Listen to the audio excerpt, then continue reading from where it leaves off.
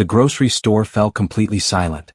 Every eye was fixed on the young cashier as she reached into her worn apron pocket. Her hands trembled slightly as she pulled out a crumpled 20 naira note and a handful of coins. This was her lunch money. The only cash she had until payday in 4 days. But the man standing at her register couldn't pay for his groceries. He had checked every pocket twice, embarrassment coloring his face.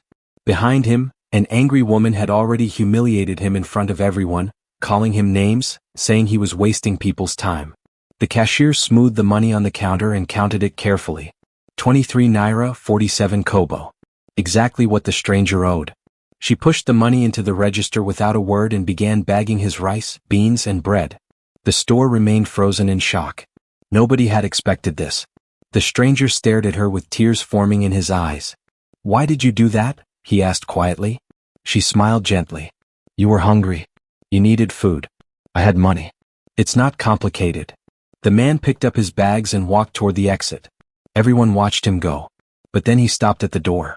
He turned around slowly and walked back to the register. The whole store held its breath. He set his bags down and reached into a hidden pocket inside his jacket. He pulled out an expensive phone and pressed one button. "Michael, bring the car to the front. And bring the envelope." 30 seconds later, a black Mercedes pulled up outside. A man in a perfectly tailored suit stepped out, walked inside, and handed the stranger a leather envelope. The store went dead silent. The man in the worn jacket had just summoned a Mercedes and a driver. But to understand why this moment would change everything, we need to go back to where it all began. Back to a man named Daniel Peters, who had spent 30 years building an empire worth billions. Back to the day he decided to test the world. Daniel Peters was 52 years old and worth 3.7 billion naira. He owned shopping centers across Lagos, Abuja, and Port Harcourt. His company, Peters Holdings, had buildings everywhere. But if you saw him on the street, you would never know. Daniel didn't dress like other wealthy men. No expensive watches. No designer clothes. No bodyguards following him around. He wore simple clothes and drove himself everywhere. His father had taught him years ago in their small village that money is not a costume. A man who needs the world to see his wealth has nothing else to show. Daniel had come to Lagos at 19 from a fishing village. His father was a fisherman who fixed nets with rough hands. His mother sold fish at the market. They were not rich, but they were wise. His mother had told him something he never forgot. Watch how a person treats someone who can do nothing for them. That is who they truly are. Those words became his guide through life. Through betrayals. Through fake friendships. Through women who loved his money more than his heart. By 52, Daniel had everything except the one thing he wanted most. A wife. Not someone who wanted his billions. A real partner who would love the fisherman's son, not the billionaire. He had tried 3 times to find love. 3 serious relationships in 15 years. Each one ended the same way. The first woman left when his company lost money. The second woman stole from him. The third woman was planning to divorce him before they even got married, just to take half his wealth. After that, Daniel stopped trying. He focused on work and giving back through his foundation. But at night, in his big empty house, he felt the loneliness like a weight on his chest. Then one evening, his mother called from the village. She was 81 now, but her mind was still sharp. "Daniel, my son, I had a dream about you," she said. "What kind of dream, Mama?" "I dreamed you were in a market, surrounded by food, but you were hungry. You kept walking past the small stalls, the ones with real nourishment." "Mama, I don't understand." "You are looking for love in the wrong places, my son. Stop looking at fancy parties. Look where nobody else looks. Love hides in plain sight." "How will I know when I find it?" "You will know because she will give you something she cannot afford to lose. And she will do it without being asked." What would Daniel do with this mysterious message from his mother? Daniel sat with his mother's words for 3 days. On the 4th day he made a decision that would change his life forever. He called his driver Michael into his office. Michael had worked for him for 12 years. He was loyal and honest, the kind of man who saw everything but said little. "Michael, I need you to do something unusual," Daniel said. Michael raised an eyebrow. "What do you need, boss?" "I want to go to a grocery store without my wallet. I want to see what happens when a man can't pay for rice and bread." Michael stared at him. "You want to do what?" "I want to see who will help and who will judge. I want to see people's true hearts." Michael was quiet for a moment. "Your mother told you to do this, didn't she?" Daniel smiled. "She told me to look where nobody else looks." "And you chose a grocery store? What's more ordinary than a grocery store, Michael?" Michael sighed. Which store? The one on Admiralty Way in Lekki. Regular neighborhood. Regular people. And what do I do? Wait in the parking lot. Watch. Don't interfere no matter what happens. Michael nodded slowly. And if someone recognizes you? Daniel smiled. Nobody looks twice at an ordinary man in a grocery store. That's the whole point. Saturday morning arrived. Daniel dressed in his oldest clothes. Faded trousers, a simple shirt, and a worn jacket. He looked in the mirror and saw an ordinary man. Nobody special. Nobody worth a second glance. Perfect. Michael dropped him 2 blocks from the store. I'll be waiting in the gray car at the back of the parking lot, Michael said. Thank you, Michael. Just don't get arrested for causing trouble, boss. Daniel walked to the grocery store alone. It was a regular neighborhood shop called Fresh Mart. Nothing fancy, nothing run down. Just normal. Automatic doors, bright lights, the smell of fresh bread. Shopping carts with squeaky wheels. Daniel grabbed a basket and walked slowly through the aisles. He picked up simple things. Rice, beans, cooking oil, bread, onions, tomatoes. The kind of food his mother used to buy at the market in their village. He walked to the checkout area. Saturday afternoon meant the store was packed. Every register had a long line of tired people just wanting to go home. Daniel chose register 4. That's where he met the 2 women who would change everything. The first woman was already having the worst day of her life, though she didn't know it yet. Her name was Victoria, but everyone called her Vicky. She was 45 years old, a regional manager for a beauty supply company. She drove a leased car and wore expensive clothes she could barely afford. Victoria believed she was better than everyone around her. She made sure people knew it too. Excuse me, she tapped Daniel's shoulder sharply. The express lane is over there. This line is for people actually buying things. Daniel looked at his basket. 6 items. I think this line is fine. I think you're holding everyone up. Some of us have important places to be. She said the word, important, like a weapon, like her time was gold and his was worthless. Daniel said nothing. He turned back around. Victoria huffed loudly. She checked her phone and huffed again. The line moved slowly and her patience was running out. Then her phone rang. She answered it on speaker, full volume, right there in the middle of the store. Girl, you won't believe where I am right now, she said loudly. Standing in line at this cheap grocery store. The people here, I just can't. Daniel could feel her eyes burning into his back. There's this man in front of me, Victoria continued. Looks like he just crawled out of somewhere. And he's taking forever.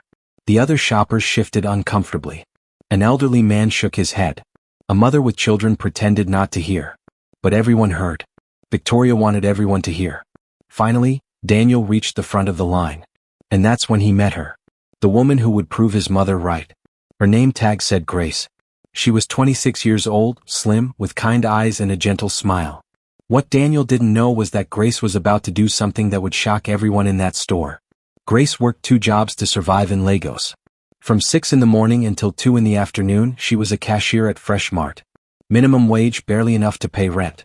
From 4 in the afternoon until 11 at night, she cleaned offices in a commercial building downtown.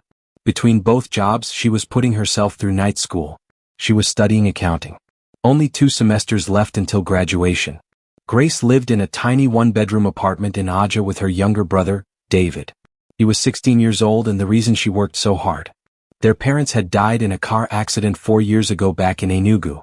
Grace had been in Lagos on a work visa. David had been sent to live with an aunt who was cruel to him. Grace spent 2 years and every penny she saved getting David to Lagos legally. Lawyers, paperwork, fees. It nearly broke her, but she did it. Because that's what you do for family. Now they lived together. She worked. He studied. She made sure he had everything he needed even when she had nothing left for herself. Some days she skipped lunch so David could have dinner. Some nights she went to bed hungry so he could go to school with a full stomach. She never complained. Good afternoon, sir, Grace said with a warm smile as Daniel placed his items on the counter. Good afternoon, Daniel replied quietly. Grace began scanning his items. Rice, beans, bread, onions, tomatoes. Cooking something good tonight? She asked, being friendly, being human. I hope so. My mother's recipe. That sounds lovely, Grace smiled. Food made with love always tastes best. Daniel smiled back. A real smile. The first one in weeks. Grace finished scanning. Your total is 23 naira 47 kobo, sir. Daniel reached into his jacket pocket. then his trouser pocket, then his other jacket pocket. His face changed. Confusion, then embarrassment. I think I forgot my wallet. He patted every pocket again. Checked his jacket lining. Nothing. I'm so sorry. I must have left it at home. I don't have any money. Behind him, Victoria exploded like a volcano. Oh, you have got to be kidding me. The store seemed to hold its breath. Are you serious right now? Victoria's voice cut through the air like a knife. Some of us have been waiting in this line for 15 minutes, and you don't even have money? Daniel's face flushed red with genuine shame. I'm sorry. I really am. I must have. Must have what? Must have thought groceries are free? Must have thought you could waste everyone's time? Victoria turned to the other shoppers, spreading her arms wide like she was performing for an audience. Can you believe this? This man comes in here looking like that and doesn't even have money to pay. What is this, a charity center? The store manager, a thin nervous man named Gerald, rushed over. What's the problem here? This man, Victoria pointed at Daniel like he was a criminal, doesn't have money. He's holding up the entire line. Get him out of here. Gerald looked at Daniel apologetically. Sir, if you can't pay, I'm going to have to ask you to step aside so we can. I'll pay for it. Everyone turned. Grace, the cashier, was already reaching into her apron pocket. She pulled out a crumpled 20 naira note and some coins. Her lunch money. The only cash she had until her next paycheck in 4 days. Grace, you can't do that, Gerald said quickly. Store policy doesn't allow. I'm not using the store's money. I'm using mine. Grace smoothed the 20 naira note on the counter. She counted out the coins carefully. 23 naira, 47 kobo. Exactly the amount needed. She pushed the money into the register and began bagging Daniel's groceries. The store went completely quiet.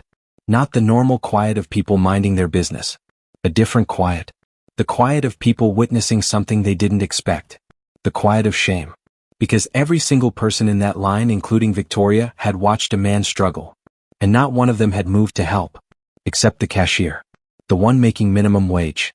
The one who couldn't afford to lose that 20 naira. She gave it without thinking twice. Without calculating what she would get back. Without expecting anything in return.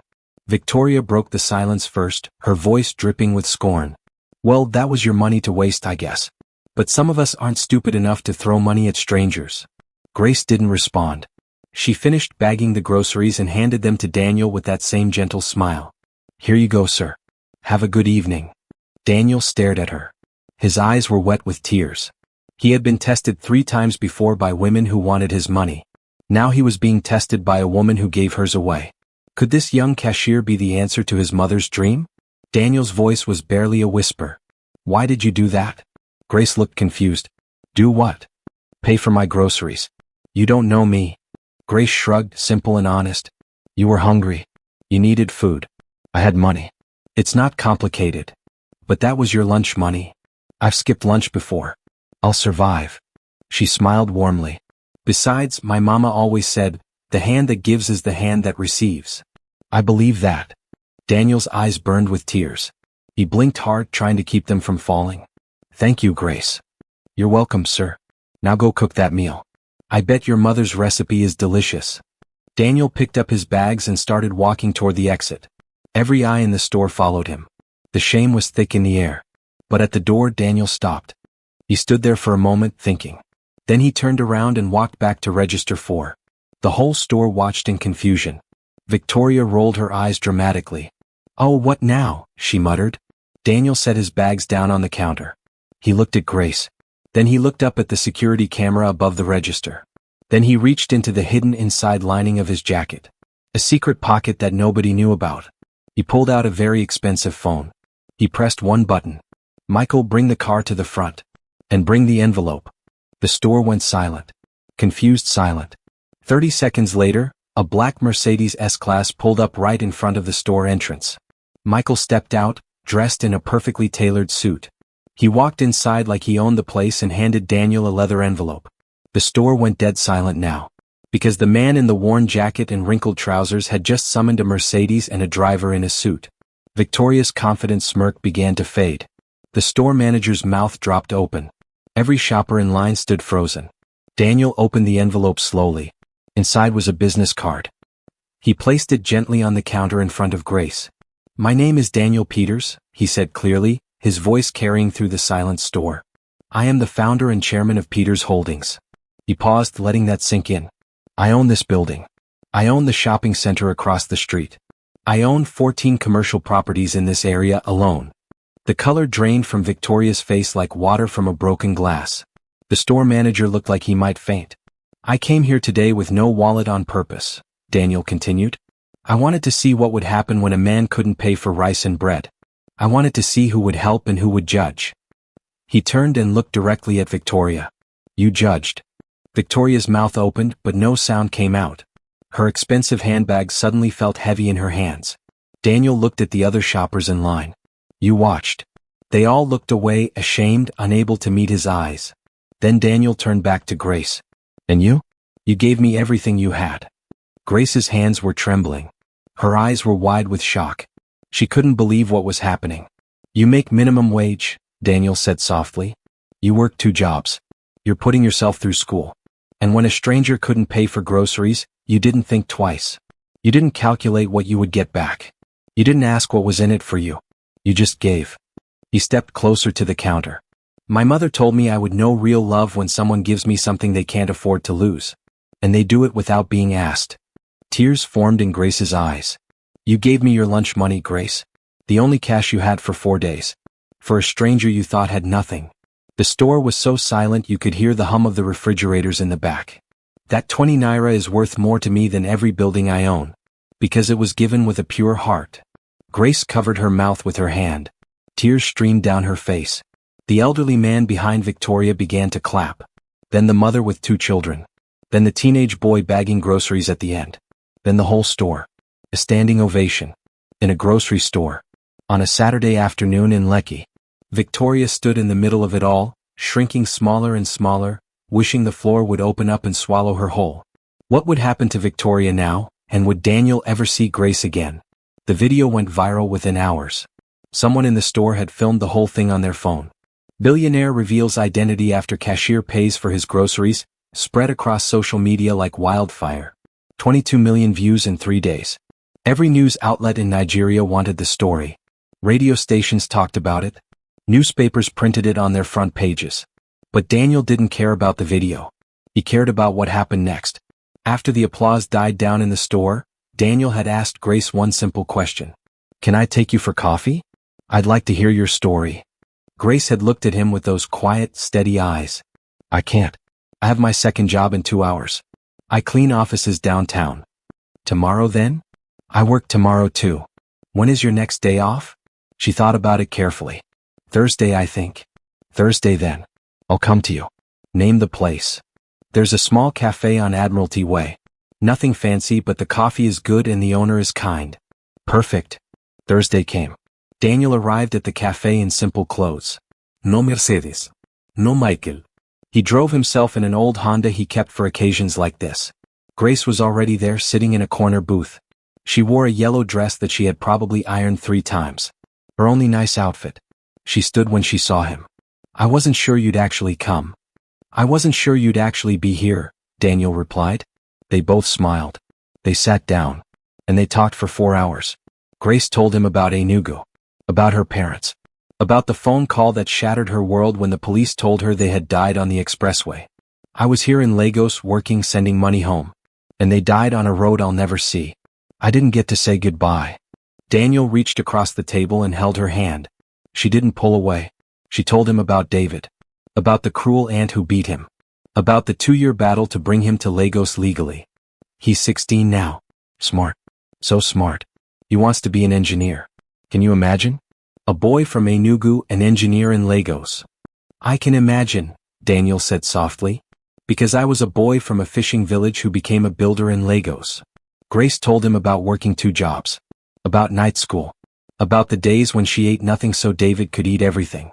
Why accounting? Daniel asked. Because numbers don't lie. People lie, but numbers tell the truth. I want to build something honest one day. A business where the numbers are clean and people are treated fairly. Daniel stared at her in wonder. This woman, this cashier who made minimum wage and cleaned offices at night and skipped meals for her brother and gave her last 20 naira to a stranger. She had a dream. And it was a beautiful dream. Grace, I need to tell you something, Daniel said. What? That day in the store. I didn't forget my wallet. Grace looked at him. I know. You know? I suspected. When you pulled out that expensive phone from your jacket, I thought that pocket worked just fine. The wallet pocket probably did too. And you're not angry? Why would I be angry? You were looking for something real. I understand that. Most people would be furious. Grace smiled gently. Most people didn't grow up watching their mother sell fish in the market. My mama could spot a lie from across the street. But she also taught me that sometimes people test you because they've been hurt. And the only answer to a test is to be yourself. Your mother was wise. She was a fish seller from Enugu. But she knew more about people than anyone with a university degree. They both laughed. And in that small cafe, over cheap coffee and honest conversation, something real began to grow. While something beautiful grew between Daniel and Grace, something ugly was happening to Victoria. The viral video had identified her. Rude woman humiliates poor man in grocery store. Doesn't know he's a billionaire. Her face, her voice, her cruel words, all captured in high definition. Some of us have places to be. What is this, a charity center? Some of us aren't stupid enough to throw money at strangers. The internet was merciless. Her name trended on social media for 2 days. Her employer received hundreds of angry complaints. Her Instagram was flooded with hateful comments. She tried to defend herself. She posted a tearful video. I was having a bad day. That's not who I am. I'm a good person. I go to church every Sunday. Nobody believed her. Because the store video showed exactly who she was. Not someone having a bad day. Someone who looked at a man in worn clothes and decided he was less than human. Her employer called her in for a meeting. Victoria, the board has reviewed the situation. Given the public response and the damage to our brand, we're terminating your contract immediately. You can't fire me over a grocery store video. We can and we are. Your behavior doesn't align with our company values. Values? I've given this company 7 years.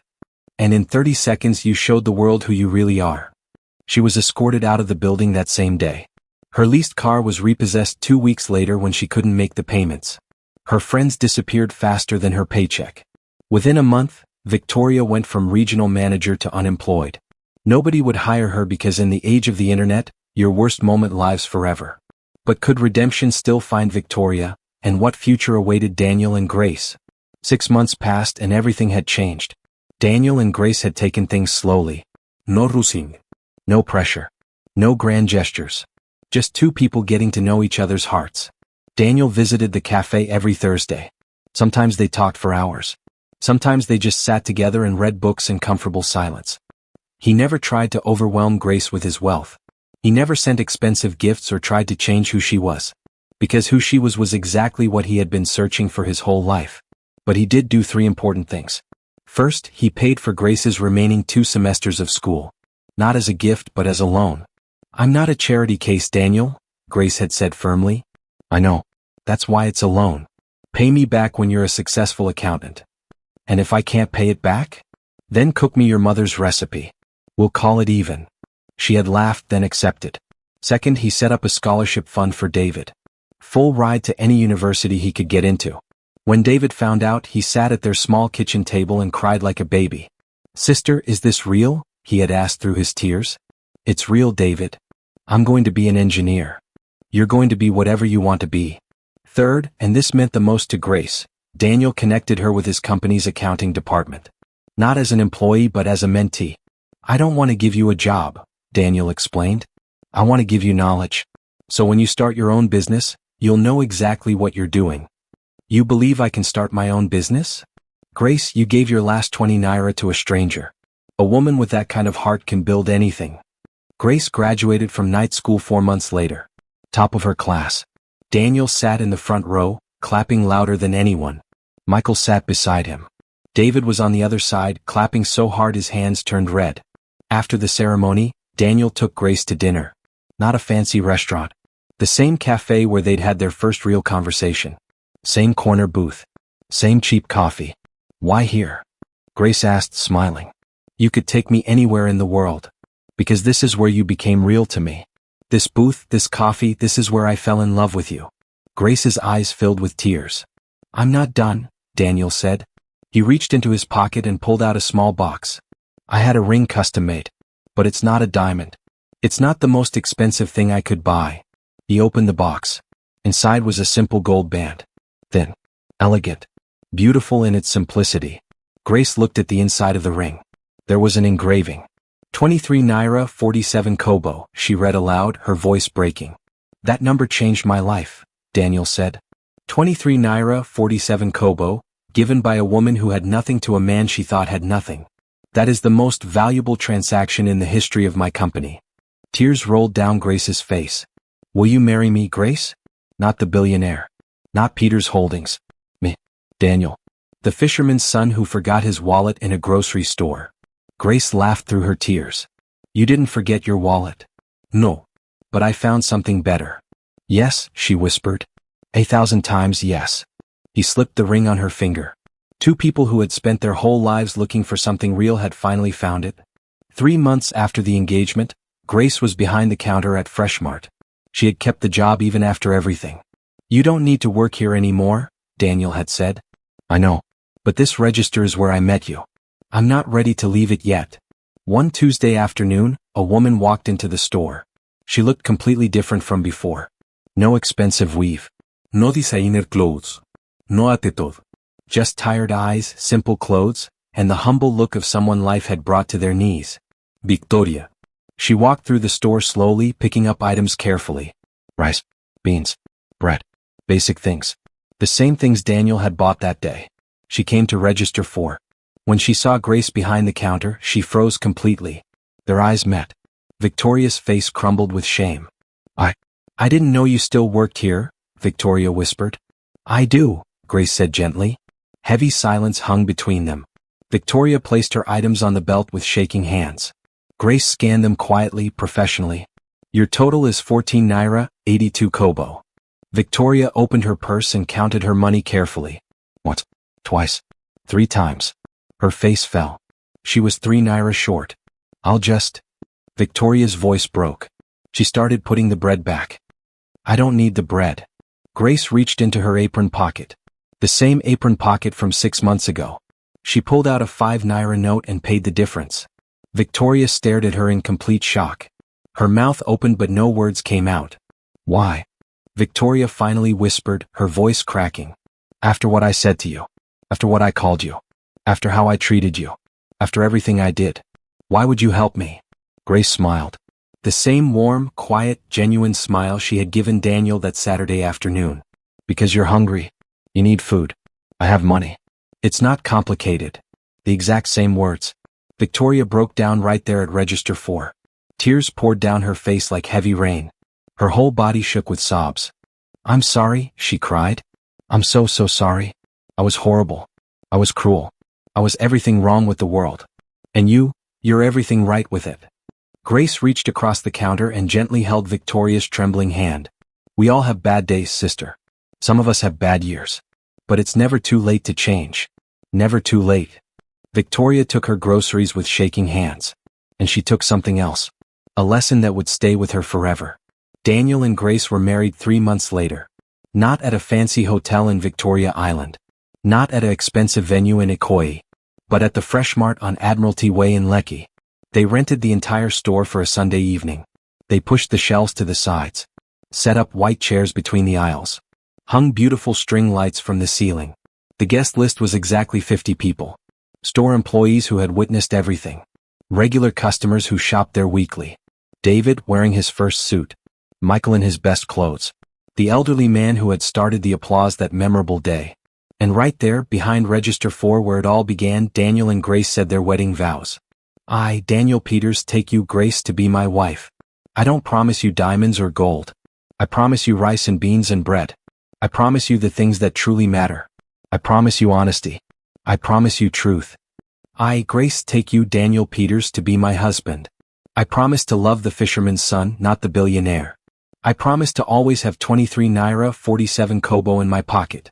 Just in case you forget your wallet again. Everyone laughed. Then everyone cried happy tears.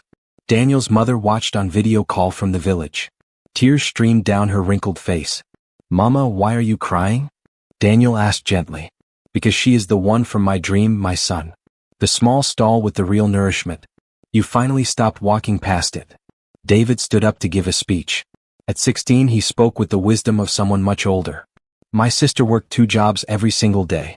She skipped meals so I could eat. She fought for 2 whole years to bring me to Lagos legally. And when a complete stranger couldn't pay for groceries, she didn't think twice. She didn't hesitate. That's not just kindness. That's who she is deep in her soul. And if this man is smart enough to see that and love that, then he truly deserves her. The entire grocery store erupted in applause. A standing ovation between aisles of rice and shelves of bread. Grace started her own accounting firm the following year. OBI Financial Services. Her very first client was the Fresh Mart on Admiralty Way. She never charged them a single naira for her services. As for Victoria, she found a new job 3 months after that day at the register. Entry-level position. Humble work. She became a cashier at a different Fresh Mart across town. She never complained about a single customer ever again. Not once. Not ever. Because some lessons take time to learn. But the ones that hurt the deepest are the ones that stick the longest. And the lesson here is crystal clear. The richest person in any room is never the one with the biggest bank account. It is always the one with the biggest heart. So remember this story. The next time you see someone who can't pay for their groceries, don't judge them. Don't mock them. Don't walk away. Help them. Because you never know who might be watching. And you never know what that one small act of kindness might truly be worth in the end. We've come to the end of today's story. I hope it touched your heart. Thanks for watching and staying with us till the end. Don't forget to like, share, and subscribe for more inspiring stories. See you in the next one. And tell us in the comments, where are you watching from?